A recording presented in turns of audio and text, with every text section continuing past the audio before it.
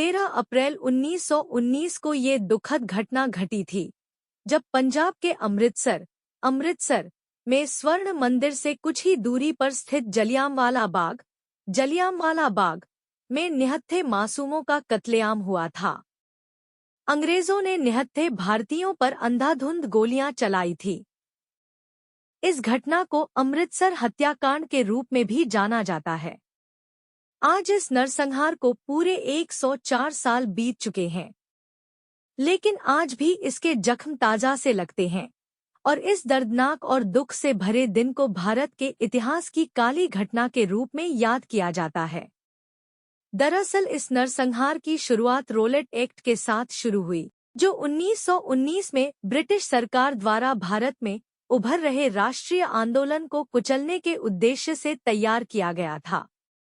इस एक्ट को जलियांवाला बाग की घटना से करीब एक माह पूर्व 8 मार्च को ब्रिटिश हुकूमत ने पारित किया था। इस अधिनियम को लेकर पंजाब सहित पूरे भारत में विरोध शुरू हुआ। विरोध प्रदर्शन के लिए अमृतसर में जलियांवाला बाग में प्रदर्शनकारियों का एक समूह इकट्ठा हुआ। ये एक सार्वजनिक बाग था, जहां रॉलेट एक्ट के खिलाफ शांति से विरोध किया जा रहा था और इस विरोध प्रदर्शन में पुरुष, महिलाओं के साथ बच्चे भी मौजूद थे। तभी जनरल रेजिनाल्ड डायर के नेतृत्व में सैनिकों ने जलियांवाला बाग में प्रवेश किया और एकमात्र निकासी द्वार को बंद कर दिया। इसके बाद डायर ने सैनिकों को वहां मौजूद निहत्थे लोगों पर अंधाधुंध गोलियां चलाने का आदेश दे दिया। कहा जाता है कि ये गोलाबारी तब तक जारी रही जब तक कि सैनिकों के गोला बारूद खत्म नहीं हो गए। इस घटना में कितने लोग शहीद हुए, इसका आज तक पता नहीं, लेकिन माना जाता है करीब 400 से 1000 लोग मारे गए और 1200 से अधिक घायल हुए। क्या था रॉलेट एक्ट? इसके जरिए ब्रिटिश सरकार को भारतीयों को बिना मुकदमा चलाए 2 साल तक जेल में बंद रखने का अधिकार मिल गया था। इस कानून के तहत अपराधी को उसके खिलाफ मुकदमा दर्ज करने वाले का नाम जानने का अधिकार भी समाप्त कर दिया गया था।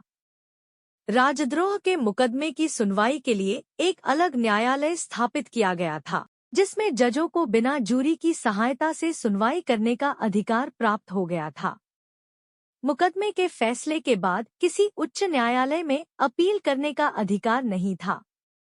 इसके तहत ब्रिटिश सरकार को ये अधिकार मिल गया था कि वो बलपूर्वक प्रेस की स्वतंत्रता का अधिकार छीनकर किसी भी व्यक्ति को जेल की सजा दे सकती थी या उसे देश से निष्कासित कर सकती थी। रॉलेट एक्ट को काला कानून भी कहा जाता है। आज भी दीवारों पर मौजूद हैं गोलियों के निशान। आज इस घटना को पूरे 104 साल बीत चुके हैं, लेकिन इसके जख्म आज भी भरे नहीं हैं। ब्रिटिश सरकार के इस भयानक कारनामे की का सबूत आज भी दीवारों पर मौजूद है। ब्रिटिश सैनिकों ने जब गोलीबारी की थी तो तमाम गोलियां दीवारों में जा घुसी थी।